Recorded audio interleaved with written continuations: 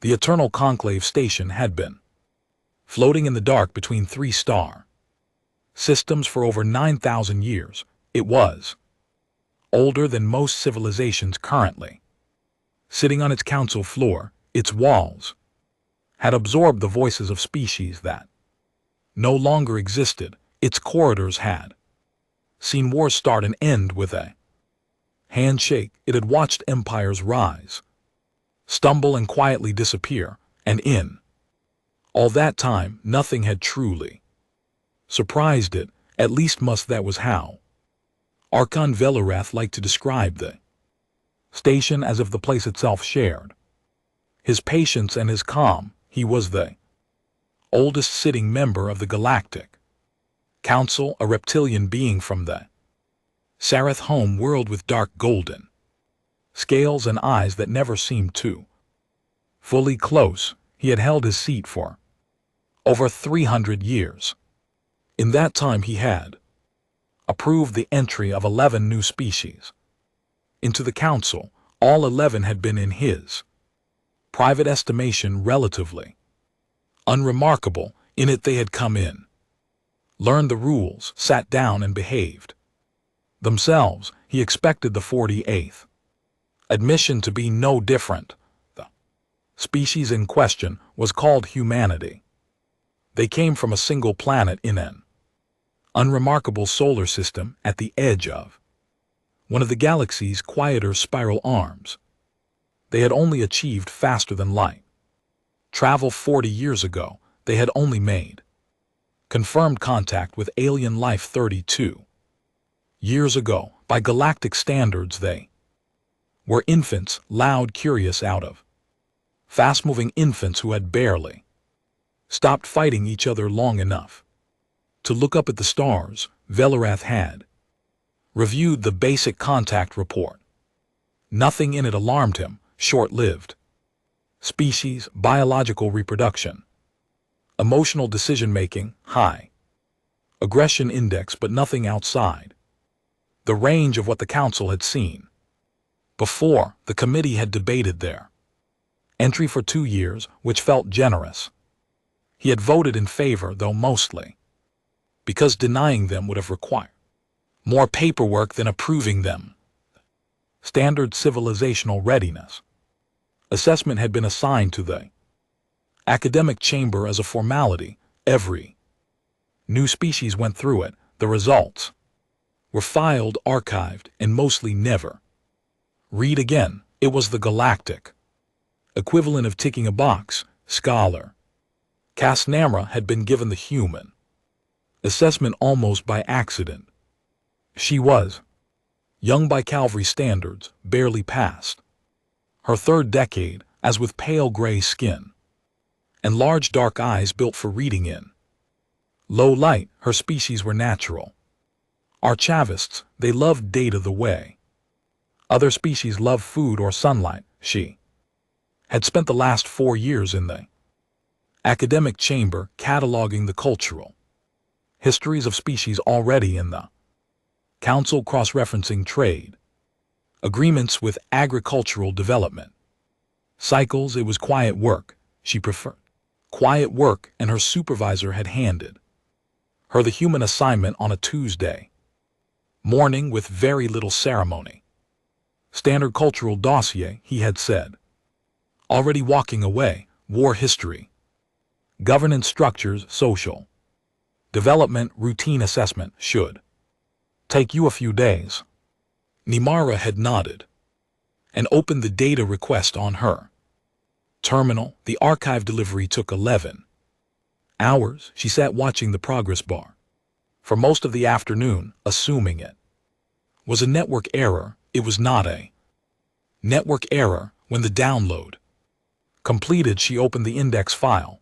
It was 4,316 pages long. She stared at it for a moment, then she scrolled to the top and looked at the first entry in the war history subfile. It was dated approximately 10,000 years before humanity had made contact with any alien species. She scrolled to the bottom of the list. The final entry was from just 8 years ago, a border skirmish between two human political groups on a colony world, and there was no gap in the timeline, no long peaceful stretch, no quiet century where nothing had happened. The entries ran continuously, like a river that never dried up, from the first scratch records of human tribal conflict all the way to the present day. Nimra made herself a cup of tea and started reading. She did not sleep that night. At the same time, on the station's diplomatic wing, Ambassador Voss was settling into her assigned quarters. The room was functional and clean, armed, designed for a species slightly taller and narrower than she was, so the furniture felt a little wrong. She adjusted the chair at the desk, sat down, and looked out the viewport at the stars. She was 44 years old, dark-haired, with the kind of face that looked calm even when it wasn't. She had spent 12 years as a diplomat before being assigned this post, working in conflict zones and failed negotiations in rooms where people were barely managing not to kill each other. She was good at staying still in difficult situations. She had been chosen for this assignment largely because of that quality. She had been given a full briefing on the council.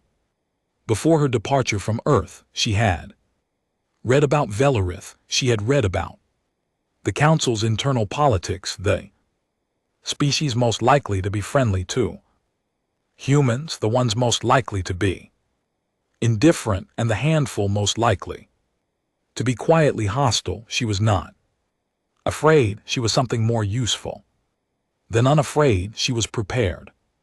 On her first morning at the station, she attended the introductory reception for new council staff. The room held roughly 80 beings from a variety of species. Most of them ignored her in the polite way that people ignore things they don't consider important. A few looked at her with open curiosity. One large delegate from the Thayern Collective spent several minutes examining her hands. Devel appeared near the end of the reception, sweeping through the room with the ease of someone who owned it. He paused when he reached Voss. He looked down at her. He was considerably taller and smiled, with his mouth, which on his species was not a warm expression. Ambassador Voss, he said, welcome to the conclave. I trust your species found the journey comfortable. Quite comfortable, thank you, Arshan, she said. Good. He glanced around the room, Thorn as if already losing interest. The assessment process should not take long. Your species file is being compiled now. I expect it will be a thin document. He paused, and the pause had a kind of weight to it. Young civilizations tend not to have very much history worth examining. Several nearby delegates heard this. One of them made a sound that translated roughly as quiet laughter. Voss smiled back at him. The smile did not reach her eyes, but it was perfectly polite. Acker, I'm sure the assessment will be thorough, she said. Velarath moved on. The delegate who had laughed moved with him. Voss held her cup of whatever the station called coffee and looked out at the room. She was not embarrassed. She was not angry. She was, if she was, honest with herself, familiar with this moment. She had stood in rooms full of people who underestimated her before. She had learned a long time ago that the most effective response was patience. You know, she thought about the data archive, the 11-hour download, the 4,000-page index. She thought about what was in that file. She set her cup down and walked back to her quarters. That evening she opened her personal log and made a short entry. Day 1 at the Conclave reception went as expected. Velarath is exactly what the briefings described he thinks we are. Unremarkable, he thinks this assessment will be a formality. She paused, looking at the viewport again. Oh, and he hasn't read the file yet. Back in the academic chamber, Namara had been reading for nearly 30 hours with only short breaks. She had stopped twice to eat something, and once to stare at the wall for a while before returning to her screen. The data was unlike anything she had processed before. She had worked with war histories from a dozen species. She understood the concept conflict over resources, territory, biological competition. It was a common feature of pre-space flight civilizations. It was expected. It was in the context of galactic history normal. This was not normal. It was not the scale. Although the scale was staggering, it was not the weapons. Although the weapons became progressively more terrifying as the timeline moved forward, it was something underneath all of that, something in the texture of it. Humans didn't just fight.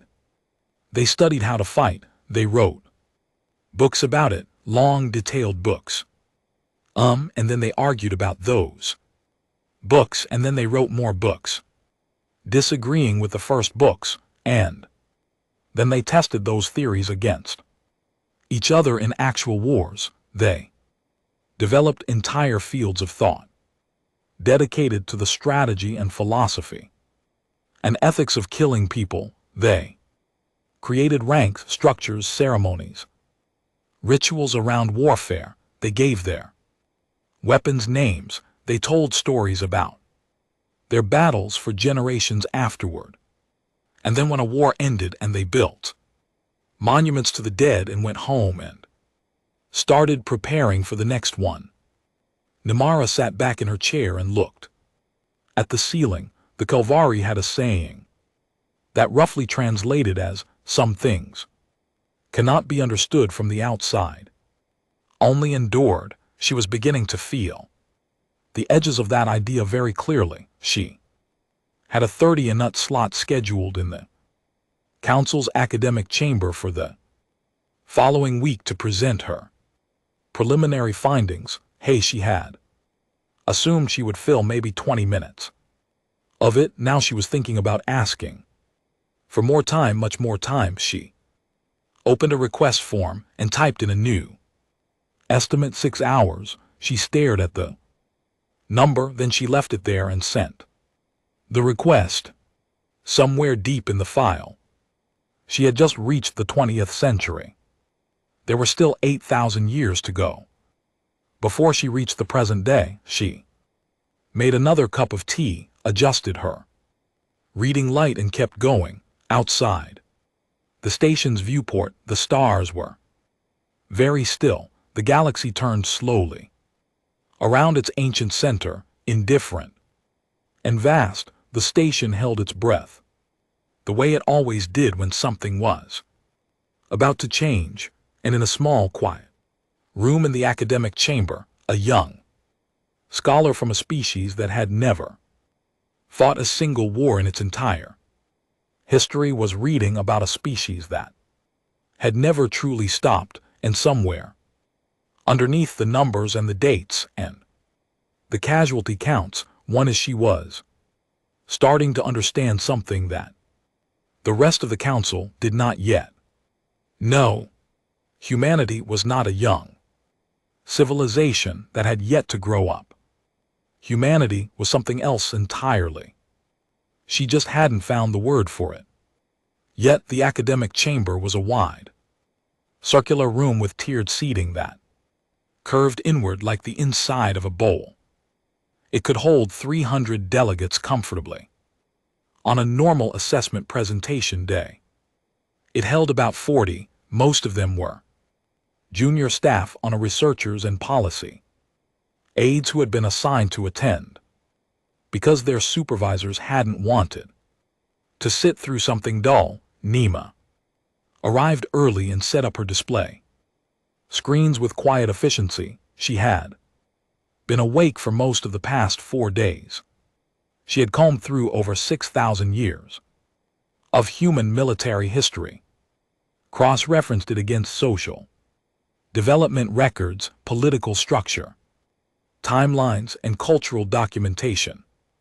She had flagged passages, organized data, points, and when built a presentation structure, she had also at several points during the process sat completely still for long stretches of time, staring at nothing in particular. The 40 delegates filed in and found their seats talking among themselves, reviewing notes on unrelated matters, doing the small distracted things that people do when they expect to be bored. For the next half hour, Nimara waited for the room to settle, then she began. The species designated as humanity, she said, Gwash has been engaged organized armed conflict for a documented period of approximately 10,000 years. She paused to let the translator systems carry the words to every ear in the room. I want to be precise about that number. That is not 10,000 years. That includes occasional conflicts. That is 10,000 years of near continuous, formally organized, strategically planned warfare. There is no meaningful gap in the record. A few heads lifted from their notes, not all of them but a few. She moved to her first display, population figures, casualty estimates, rough timelines, clean data presented clearly.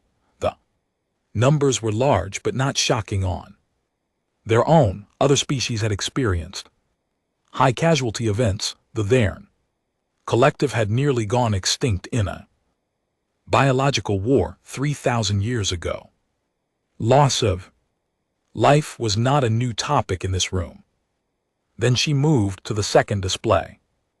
What is unusual, she said, is not the quantity of human conflict, it is the nature of it. She pulled up a section of the file from roughly 5,000 years ago. War between two large human civilizations on their home continent. Standard resource conflict on the surface, but then she walked the room through what was underneath. The two sides had different beliefs about how the universe had been created, not different resources, not different territory disputes, different stories about the origin of existence, and those different stories had been reason enough to fight a war that lasted in various forms for over a century and killed millions of people. They fought over an idea, Nimara said simply. Not land, not water, not biological survival. An idea. An invisible concept that could not be seen, measured, or physically held. Room was a little quieter now. She moved forward in the timeline. She showed them the first recorded military manuals, documents written by human strategists that broke down warfare into principles, theories, and teachable methods. These documents were studied by human military leaders for thousands of years after they were written. Humans had built entire schools dedicated to studying how to fight better. She showed them the records of what she had come to privately think of as the endurance events, wars where one side had already lost by any rational measure and continued fighting anyway. A small island nation holding out against a continent's military power, a city under siege for nearly 3 years, its population starving, its buildings rubble, still refusing to surrender, general retreating through frozen wilderness for months, losing most of his force and returning years later to fight again. There is a pattern in the human record, Nimr said, that I do not have a precise scientific term for. The Closest translation in my language would be something like the refusal to accept the conclusion that the evidence suggests. A senior delegate from the fiery species, a tall pale being named Oren, leaned forward slightly in his seat. He had been paying close attention for the last 20 minutes. Namara moved to a section of the file that she had spent the longest time sitting within silence in the early period of their 21st century. She said, humanity developed for the third time in its history weapons capable of destroying all life on their planet. Multiple nations held these weapons. Political tension between several of these nations was, by any analysis, extreme. She let the display figures speak for themselves for a moment. They did not use them. The room was quiet. This is the third time this occurred. She continued, the first time the weapons were dismantled before deployment, the second time is they were developed in secret and never used. The third time multiple powers held them simultaneously, pointed at each other. For decades they built treaties.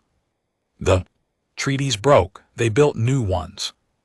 Generations of humans lived their entire lives knowing that on any given day, someone might make the decision that ended their world. She paused and they got up in the morning anyway. Delegate Oren's aide leaned toward him and said something quietly. Oren did not respond. When he was watching Namara very carefully, she continued through the file. She showed the development of military medicine. The humans had created entire fields of science dedicated to keeping wounded soldiers alive so they could return to the fight. She showed the records of what humans called psychological warfare, deliberate efforts to break down the mental state of an enemy without physical contact. She showed them the records of human espionage, a practice so refined and so deeply built into human military culture that every major conflict had entire networks of it operating simultaneously. They were not simply violent, Namara said. They were systematic. They studied violence the way other species study agriculture or astronomy. They passed the knowledge down across generations. They improved it. They competed to improve it faster than the other side was improving it. She had now been speaking for 4 hours. The room that had begun with 40 half-attentive delegates was now full. Word had moved through the station staff corridors in the way that unusual things sometimes did. More people had come in, others had stayed when they had meant to leave. The total in the room was now somewhere above 150. Namara barely noticed. She was deep in the file now. She showed them the records from the major wars of humanity's 20th century. The figures were almost too large to feel real. Tens of millions dead in a span of years. Then it happened again just 20 years later on a larger scale. She showed them the physical maps, how a significant portion of a major continent had been reduced to rubble in the span of a decade. Then she showed them what came next. The same species 40 years after that destruction had rebuilt everything. And not just rebuilt, expanded, innovated, launched the beginning of their space program had in a period of decades gone from fighting in trenches to walking on their moon. They rebuild. She said every time. The speed of reconstruction after major conflict is consistently faster than what demographic and resource models would predict. It is as if the act of destruction creates in them something like urgency. She stopped on a human word she had found in the cultural Records while she had looked it up 3 times to make sure she understood it correctly. The humans have a term, she said. They call it being forged, as in the way metal is made stronger by heat and pressure. They apply this concept not just to individuals, but to their civilization as a whole, they believe. And their history appears to support that difficulty makes them stronger rather than weaker. The room was completely silent.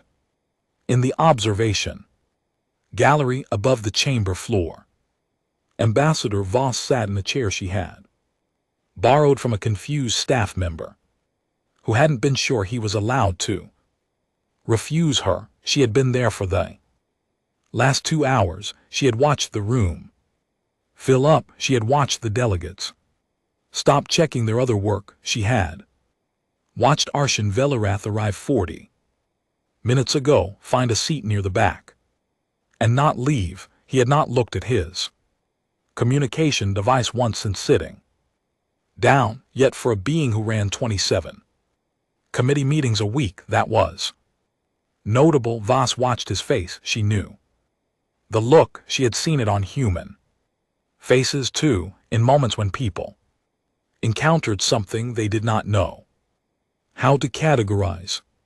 A kind of careful stillness, the expression of a mind working very hard to process something it had not prepared for. Nara reached the final section of her preliminary findings. She set down her notes and spoke without them. But I want to be careful, she said to the room, about how I characterize what I found in this file. It would be easy to present it as a history of a violent species that has not yet grown out of its destructive behavior. I thought that was what I would find at the start, but the more I read, the more I felt that was not quite right. She paused. There is something in the human war record that I did not expect, something underneath all the strategy and the casualties and the weapons.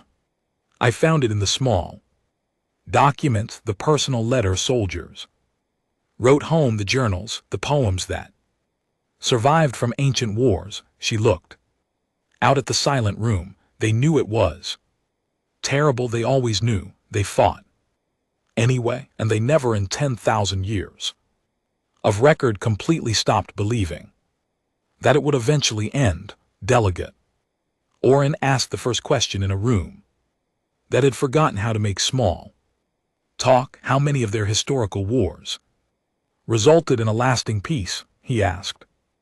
Namara looked at her data. Every single one, she said. Eventually. Nobody laughed. Nearby, Velarath sat with his old hands resting flat on his knees and said nothing for a very long time. And in the quiet that settled over the chamber like something heavy and honest, the Galactic Council began for the first time to understand what it had let through its door. But the academic chamber had not been this full in over a decade. Word had moved fast through the station in the way that genuinely unusual things always do, not through official channels or formal announcements, but through the quieter routes. A staff member mentioning it to a colleague in a corridor, a delegate sending a short message to a counterpart across the hall, a researcher stopping another researcher by the arm and saying simply, "Wash, you need to go see this." By the time Namara began the second session, there were over 200 people in the room and more standing along the edges. The tiered seating was full. Senior delegates who had spent years sending junior staff to these presentations were seated in the front rows. Archon Velarath had returned. He had brought 2 of his senior advisors. Ambassador Voss was in the same chair in the observation gallery. She had not moved it. Madnummer stood at the front of the room and looked at the faces before her. She had not expected this. She had prepared her data, organized her presentation, chosen her evidence. Carefully, she had not prepared for the weight of the room's attention. She took a breath and reminded herself that she was a scholar presenting research. That was all she was doing. She started in the previous session. She said, "I presented the large-scale record of human warfare, the statistics, the timelines, and the strategic and philosophical frameworks they build around conflict. Today I want to go smaller." She opened a new file on her display. Among the material in the human archive is a category of document that has no direct equivalent in most other species. Historical records. The humans call them personal accounts, letters written between soldiers and their families, private journals kept during active combat, e-recordings made by ordinary individuals in the middle of extraordinary events. She looked down at her notes for a moment. These were not written for history. They were written because the people writing them needed to write them. That distinction matters. She moved to the specific file she had chosen. It had taken her a long time to choose it. There were thousands to pick from, stretching across centuries. She had read dozens in late in the nights when the academic chamber was empty and her reading light was the only one on. She had chosen this one because it was ordinary, because the man who wrote it was not famous, because he had not done anything the history books recorded as remarkable. That she had decided was exactly the point. I want to present the personal diary of a human named Eric Hall. She said he was born in the year 2089 on a human colony world. Before the war, he was a primary school teacher. He taught children between the ages of 6 and 11. His recorded evaluations from that period describe him as patient, methodical, and particularly good at helping children who struggled with reading. She let the room hold that image for a moment. He was conscripted in 2114 at the beginning of what humans call the Terran Unification Wars, the last major armed conflict in their history before first contact with alien species. It was by any standard a brutal war. It lasted 11 years. It involved fighting on 4 planets and 2 orbital stations. Casualty figures are estimated at over 40 million. Holt served for 6 years on the front line before the conflict in his sector ended. She began reading from the diary. The Council's translator system was one of the most sophisticated pieces of technology on the station. It had been designed to carry not just meaning but tone. She had asked it for this session, honored to preserve the human rhythm of the language as closely as possible. The first entry she read was from Holt's second month of service. He described a place called an outpost. Cold, he wrote, the kind of cold that comes through your boots. He described the soldiers he had been assigned to, men and women he had not known 2 months earlier and now ate every meal with and slept alongside. He used their first names, thought he described one of them, laughing so hard at a bad joke that he fell off a crate and bruised his shoulder, and then laughed harder at himself. He described being homesick and not knowing quite what for, because the colony where he was born wasn't home anymore, and the home he missed was something that didn't exist in any physical place. He thought it might be his daughter's voice. She was 2 years old. She had just started stringing words together into small sentences when he left. The room was quiet in the way that rooms are quiet when 200 people are breathing carefully. Namara moved forward in the diary. she selected. Entries across the 6 years, deliberately letting the room follow the arc of a man moving through a war, the way a person moves through weather. Sometimes sheltered, sometimes exposed. Always changed by it. There was an entry from the 3rd year where Hall wrote about killing someone for the first time at close range. He did not write about it the way war stories were written. He did not call the other man an enemy or a target or a threat. He wrote that the man had been wearing worn boots and had a scar on his chin and had looked in the last second like someone who was also tired. Holt wrote that he thought about that man for a long time afterward, and that thinking about it did not make it easier, but he had decided that it shouldn't be easy. He wrote, I think if it ever stops being hard, I should be worried about myself. Delegate Aaron, seated in the front row, was completely still. A cavalry academic 2 rows behind him had stopped writing in her notes. Her stylus was resting on the page. She hadn't moved it in several minutes. Nimara continued. There was an entry from the 4th year about a battle that Holt's unit had lost badly. Not just lost, had been pushed back so far that the outpost they had held for 8 months was now in enemy hands. He listed the names of the people in his unit who had died in those 8 months. There were 11 names. He had a sentence after each name, not a eulogy, not a formal tribute, just one thing about each person, one small specific detail that he remembered. One man had been learning to draw. One woman had collected small rocks from every place she was stationed. One young soldier had always, without fail, shared food when anyone else ran short, even when he had barely enough himself. He closed that entry with a single line. The ground we lost can be taken back. These cannot. I don't know what to do with that. I am going to sleep and try again tomorrow.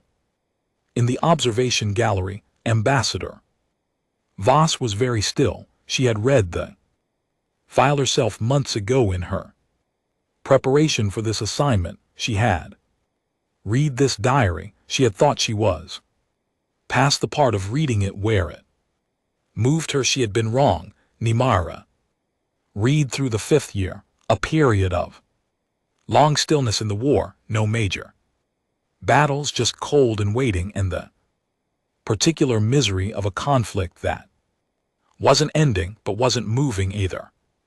Hall wrote during this period about a human concept he called the mathematics of survival. He had started counting in the back of his mind the probabilities. How long could a person continue to not be the one who didn't come back?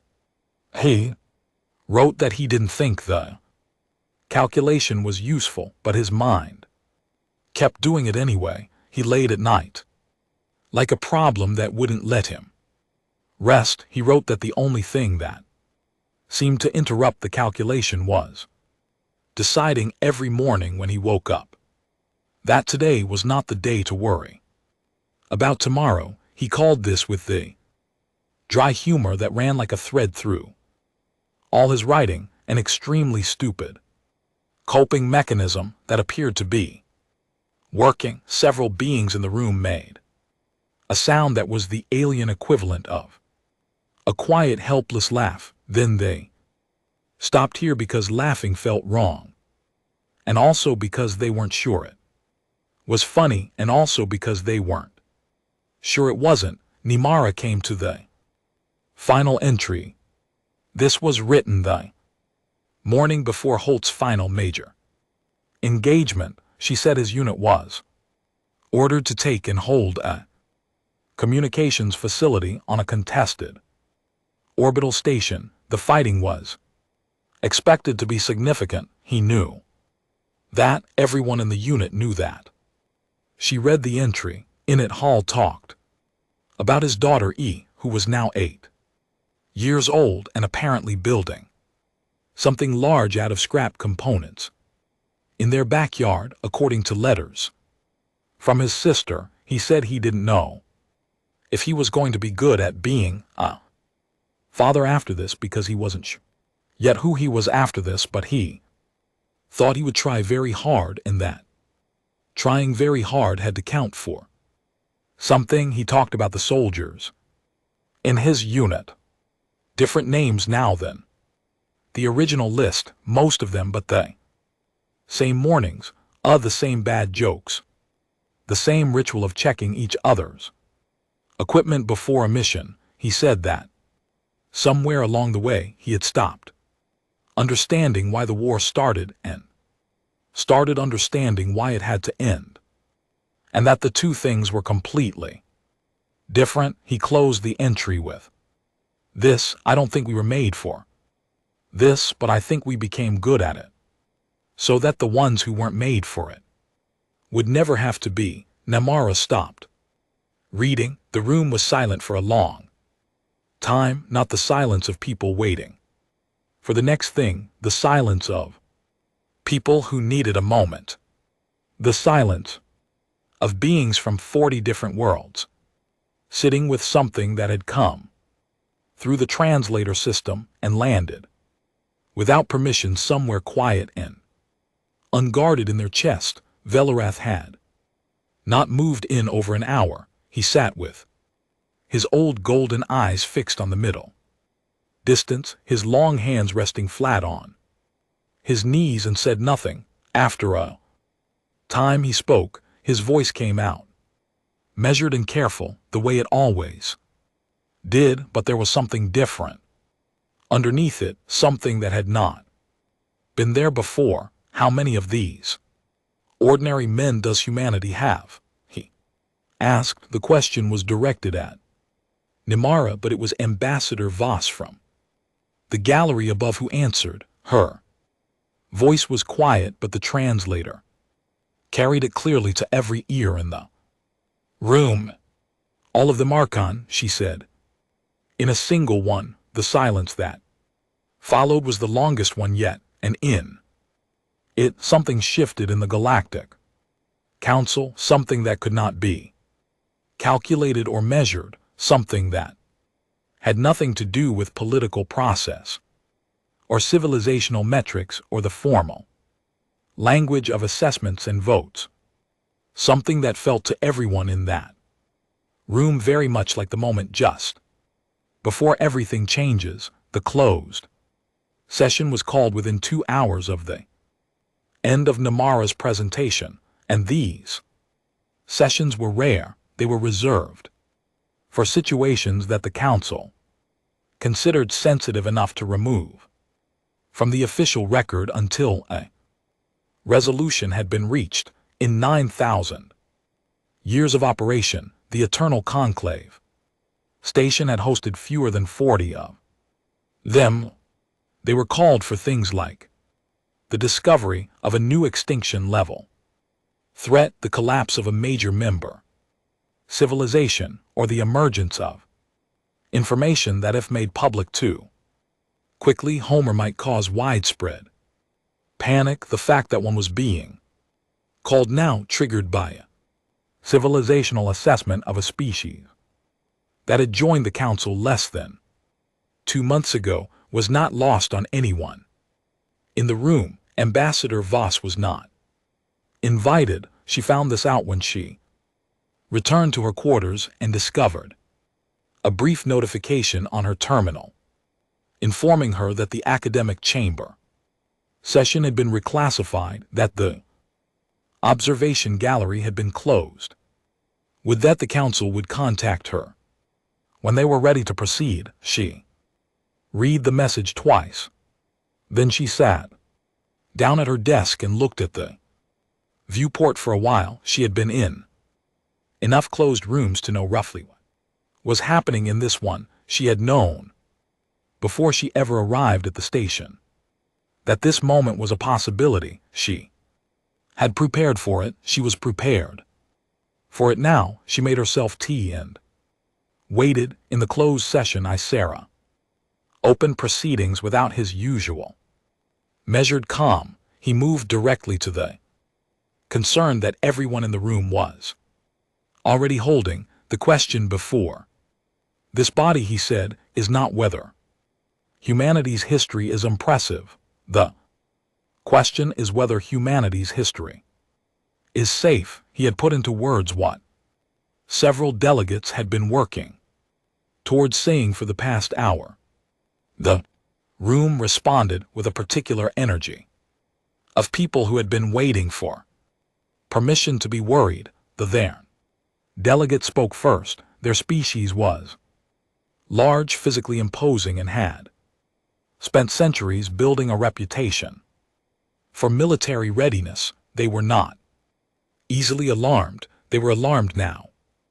The record is clear, she said. This species fought continuous wars for 10,000 years. They developed civilization-ending weapons on 3 separate occasions. They possess a biological tendency toward organized violence that is by any standard metric far beyond the range of normal for spacefaring species. We invited them onto this station. She paused. Our station, that is not a small consideration. Several voices agreed, not all of them. Delegate Oron of the Fiery listened carefully and said nothing for a while. He had spent the time since Nimara's session reading portions of the human file himself, pulling up sections that Nimra had referenced, following threads.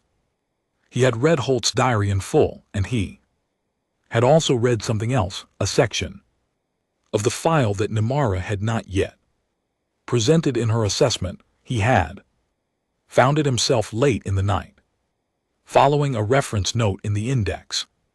He waited for the right moment, then spoke. I want to ask, he said, whether anyone in this room has looked at the full file, not the war history, the rest of it. The room was quiet because the war history is in the first half, he said. There is a second half. He looked at Velserath. P. Wood, I would suggest we ask Ambassador Voss to address the chamber before we take any vote.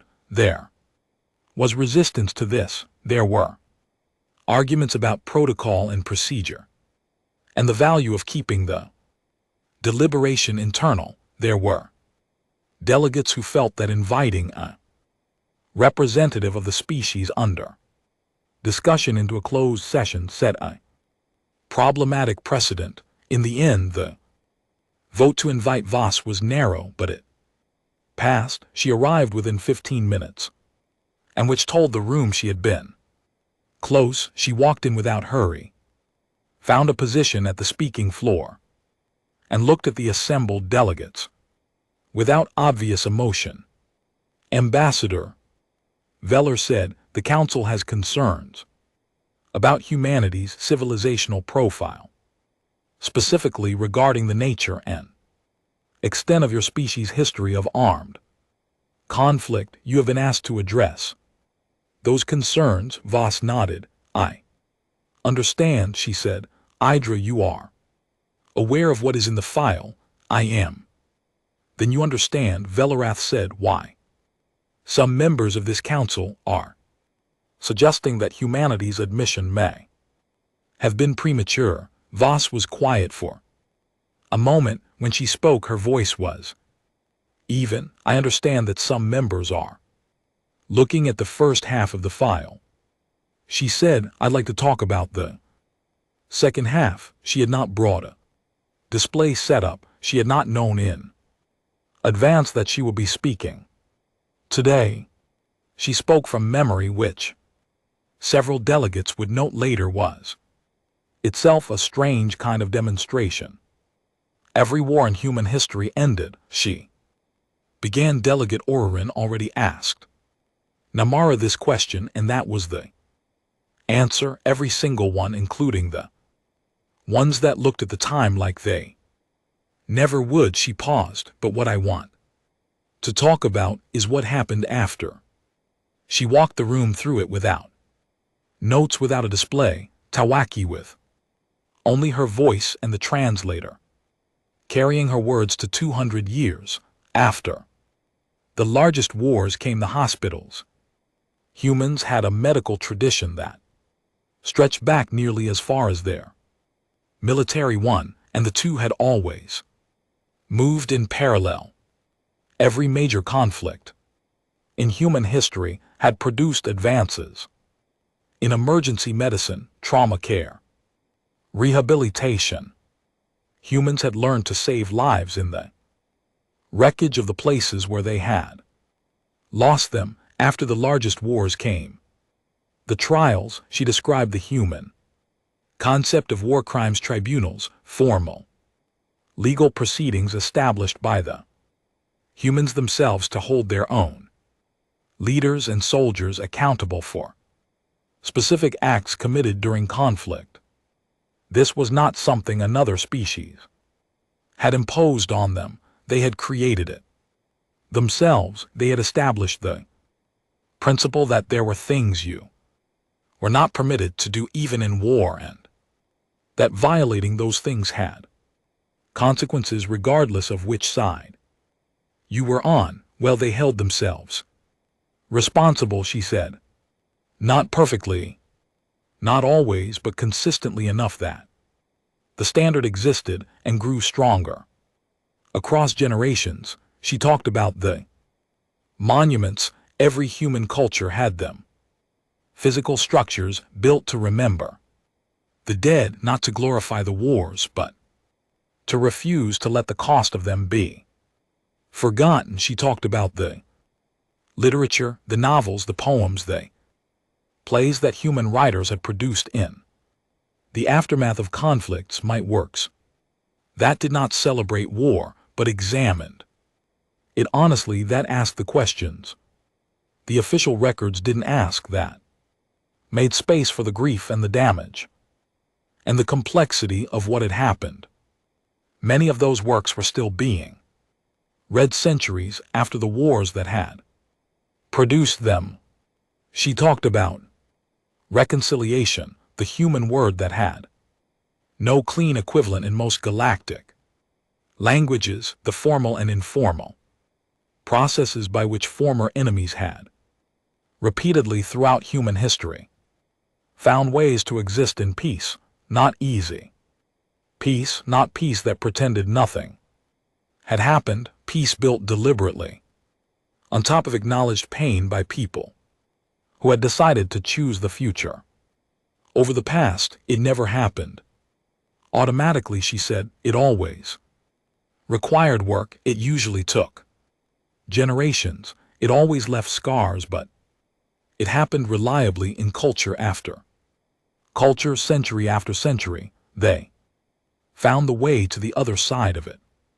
The room was attentive in a different way than it had been during Namara's presentation. That attention had been the attention of people encountering something they had not expected. This attention was the attention of people being asked to reconsider something they had already formed an opinion about. She saved the last point for the end. Every species in this room, she said, evolved in an environment where survival required specific adaptations. Your species adapted to specific pressures. So did ours. The pressure that shaped humanity from the beginning was conflict. We adapted to it. We got very good at it. That is in the file, and you have all seen it. She looked around the room, but adaptation to conflict is not the same as being defined by it. What you haven't seen, what doesn't make it into the war records, is the thing that never stopped running alongside all of it. She paused. Humans never stopped believing it would get better through every century of that file, through every war and every loss and every generation that was handed a world still carrying damage from the last time. They kept building, they kept teaching their children, they kept writing they kept trying to make things that would last. That is not the behavior of a species that wants to destroy. That is the behavior of a species that has never been allowed to stop fighting long enough to do anything else, and that every time it gets the chance chooses to build. She stopped speaking. The room held the silence that followed. After a long moment, she looked directly at Velarith. You asked whether humanity is safe, she said. I won't tell you we are, and I'm not sure safety is a meaningful concept for any species with our history. What I can tell you is this: every dangerous thing humanity ever developed, it developed because it was trying to survive, and every time it survived, it tried to do better. She held his gaze. That is not a threat to your civilization. That is the most useful thing you have ever let through that door. The silence lasted a long time. Then Delegate Oren started to clap. It was slow and deliberate, in the unhurried sound of someone making a considered decision rather than an emotional one. It spread not immediately, not to everyone, but it spread, moving around the room in the careful way that honest things move, not because someone told it to, but because it had somewhere true to go. Velarath did not clap, but he did not raise his hand for the containment vote either. He sat in his chair with his old eyes steady and his expression unreadable. And then he thought about 10,000 years of a species choosing every morning to try again tomorrow, and he said nothing, which for Velsera was a very loud kind of answer. The formal session was scheduled for the third day after the closed deliberation. It was by tradition a ceremony. The largest room on the Eternal Conclave Station was called the Grand Floor, and it was exactly what the name suggested: a vast circular space with tiered seating for 2,000 delegates. I had a dome ceiling that displayed the surrounding star systems in slow, real-time movement and acoustics, designed so that a voice speaking at normal volume at the center could be heard clearly at every seat. It had been built to hold important moments. It knew how to hold them. The full council assembled at the appointed hour. All 47 member species were present, represented by their full delegations. Banners hung from the walls, each species colors, each with the mark of the council at the center. The dome ceiling showed the slow wheel of stars above them, turning the way it always had, indifferent to whatever small and significant things happened beneath it. These sessions were normally loud before they began. Delegates talked, exchanged greetings, reviewed the day's agenda on their terminals. There was music, a rotating selection from member civilization, played softly through the hall's sound system as people found their seats. The atmosphere was usually something between a formal political gathering and a social event for people who had known each other for years. Today the room was quiet before it was supposed to be. People had come in, found their seats, and stilled. There was no particular instruction to do so. No announcement had been made. It happened the way things happen when a large group of people share a feeling and don't need to discuss it. They had all been in the chamber for Namara's presentations, or they had heard about them in full from someone who had been they had sat with. The content for 3 days, the quiet was something that had been building, and now it had found its place. Archon Velarath entered last, as was his custom. He walked to the central speaking platform with the same measured pace he always used, descended the few steps to the floor level, and stood at the center of the room that he was old enough that the 2,000 delegates around him included many who had been born after he took a seat. He had seen the council through wars between member species, through the near collapse of two civilizations, through the long negotiations that had several times pulled the galaxy back from outcomes no one wanted. He was, in the estimation of most beings who had met him, close to indestructible. He stood at the center of the room and did not immediately speak. What he did instead was something no sitting archon had done in recorded council history. He called for silence, not the silence that falls when a session formally opens, not the ritualized quiet that precedes a vote, a deliberate, specific, named silence. He raised one hand slowly and spoke 4 words before it. A moment, he said, for recognition. 2,000 delegates stilled. The music that had been playing through the hall cut off. The ambient sound of a room full of breathing beings settled into something close to nothing. Velarath lowered his hand and stood without speaking, and the room stood with him, and the silence spread outward and upward into the dome, where the stars turned slowly and did not care about anything below. It lasted 60 seconds, precisely 60. Later, people would argue about whether he had counted it or simply felt it, and no one would ever know the answer. When it ended, Velarath spoke. This council has, in 9,000 years of operation, admitted 47 civilizations to full membership. Most of those admissions were straightforward. We reviewed, we voted, we welcomed. In some cases, we found species that surprised us, that offered something we had not expected. He paused. In rare cases, we found something that required us to reconsider what we thought we understood. He looked at the human delegation. Ambassador Voss was seated in the section reserved for new member species with 3 aides. Beside her, she had dressed carefully. That morning, she was sitting very still, her hands folded in her lap, her expression composed. Humanities Civilizational Readiness Assessment. Velarath said, produced documentation that this council required 3 days of closed deliberation to fully process. That is not common. That is, in fact, unprecedented.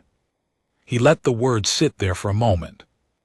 In the debate within those sessions was substantive, and I will not pretend it was without tension. There were members of this council who argued that humanity's history presented an unacceptable risk. Those arguments were made with reason and with genuine concern, and they were heard. He paused. Again, they were also, in my estimation, incomplete.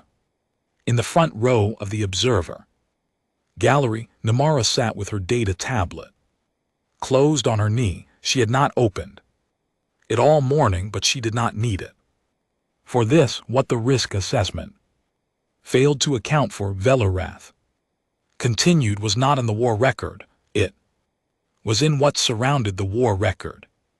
The rebuilding, the accountability, the persistence. He looked out across the 2,000 faces before him. There is a human concept that none of our translators have a clean single word equivalent for. In their language, it sounds like this. He pronounced it carefully in the original human phone. Hope they define it as the belief that a better outcome is possible even when the evidence suggests otherwise. He let the room hold that for a moment. In 10,000 years of recorded conflict, humanity never abandoned that belief, not collectively, not permanently. Every generation that inherited a damaged world tried to Repair it, every people that was told. The situation was beyond recovery found. A way to recover anyway, he looked at. The human delegation. That is not the profile of a species. That destroys, that is the profile of a species that does not know how to give up. The vote was taken, it ran in full. Across the council's formal system, open to every member in real time. The results displayed above the chamber floor in the shifting light as each delegation's decision registered. Full. Unrestricted council membership for humanity. No conditions, no review.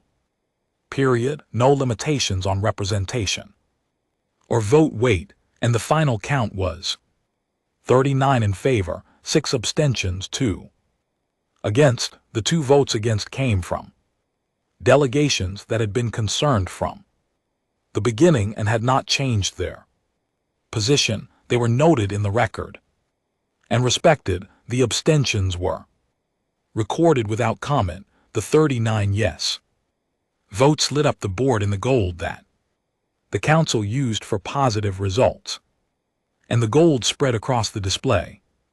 Like sunrise, the room did not erupt. After there was no immediate roar of sound, the response was slower than that. And for that reason it was heavier. It started with a sound from the ferry. Delegation.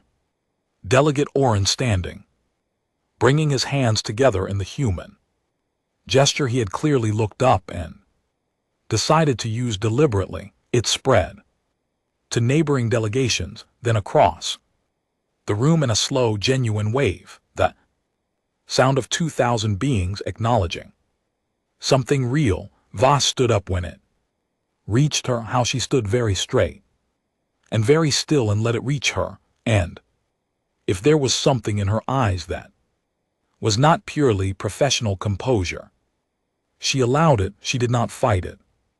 She had held herself composed through days of presentations and deliberations and quiet waiting, and this was the moment she had held herself together for, and she let herself feel it.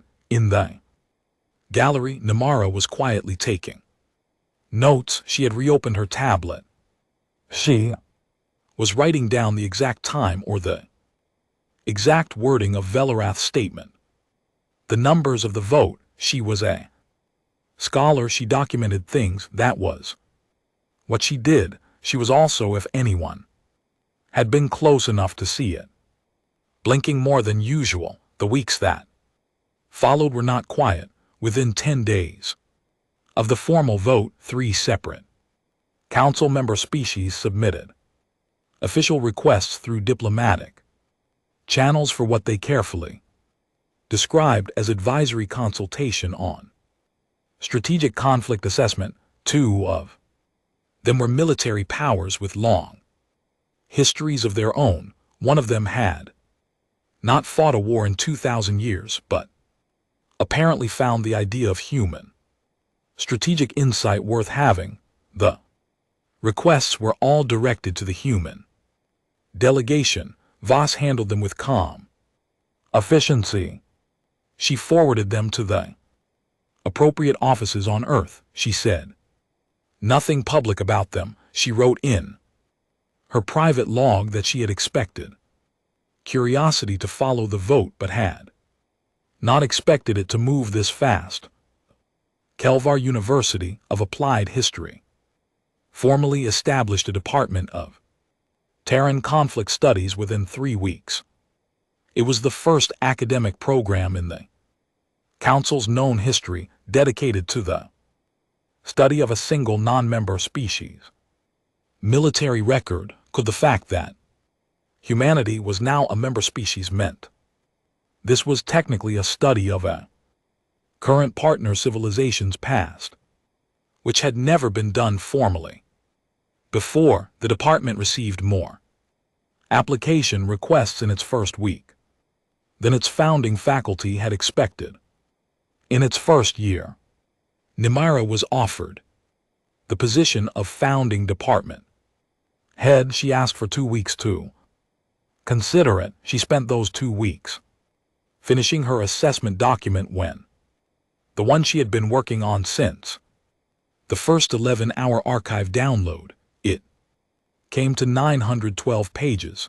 She had a title for it already, had known the title for a while, had written it down in her notes. Late on the 4th night of reading, when she had finally found the words for what she was looking at, she called it On the Species That Waged 10,000 Years of War and Still Had the Audacity to Hope. She accepted the department head position. She submitted the document to the Calvary Academic Press on the same day. It was published 6 weeks later. Within a year, it was the most requested document in the Council's Central Academic Archive. Translations into 31 galactic languages were commissioned. Within 2 years, the words for which no direct translation existed were kept in the original human phone, including the last one she had written about, the one that sounded like hope on Earth. The news of full council membership arrived on a Thursday morning, broadcast across every communication network on the planet and its colonies. People stopped what they were doing to watch the announcement. In cities and farming settlements, in orbital habitats, in desert outposts, humans looked at screens and listened. Then, for the most part, they went back to what they were doing. There were celebrations. They were genuine and warm and scattered across thousands of locations on a dozen worlds. There were speeches and broadcasts in school assemblies and public events. There was a moment replayed across networks for weeks afterward of a group of children somewhere in the northern part of the oldest continent on Earth watching the announcement in a classroom and then bursting into loud, slightly chaotic applause that their teacher made no effort to stop. But the planet did not stop moving. Yes, there was still work to be done. There always was. Problems that had existed before the announcement continued to exist. Infrastructure that needed building, arguments that needed resolving, research that needed completing, children that needed teaching. The world turned the way it always had because humanity had never actually stopped to wait for the galaxy to notice it. Nimira wrote a short final note in her personal record, separate from the published assessment, and she never published this one. It was for herself. She wrote, I spent 4 months reading about a species that has been fighting since before they had writing. To record it, I expected to find monsters. I found something that frightened me more than monsters would have. I found people who knew exactly what they were capable of and kept showing up anyway, who built things they knew might be destroyed, who loved people they knew they might lose, who continued every single morning of 10,000 years to believe the next thing they built would last longer than the last one. Asterisk. She paused in her writing. Outside the window of her office, the starfield was quiet and enormous. I don't think we understood what we were inviting in, she wrote. I'm not sure we understand it fully yet, but I think it is the best decision this council has ever made. She closed her tablet on the station in the long, quiet corridor outside the grand floor. Velarath walked alone after the session had ended, as he sometimes did when he needed to think. He was old. He had seen many things. He had watched species rise and diminish and end. He had voted for 47 admissions and argued against more than he had voted for.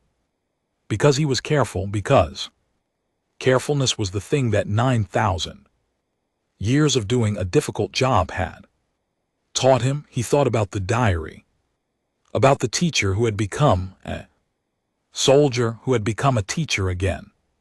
Thought about the last entry written the morning before a battle about being made for things and choosing them anyway. He stopped at the viewport at the quarters, and the stars were there where they always were. He stood there for a long time thinking about hope and what it cost and why it persisted. He did not have an answer that he thought was perhaps the most human thing of